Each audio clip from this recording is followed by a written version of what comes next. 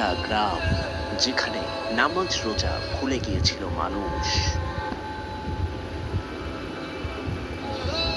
যারা ধর্ম নিয়ে করেছিল ঠাট্টা, তাদের জন্য অপেক্ষা করছিল অদৃশ্য এক বিচার।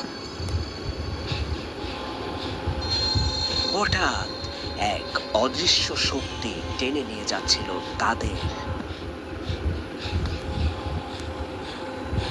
মসজিদের দ্বার প্রান্তে কে নিয়ে যাচ্ছিল, কেন নিয়ে যাচ্ছিল?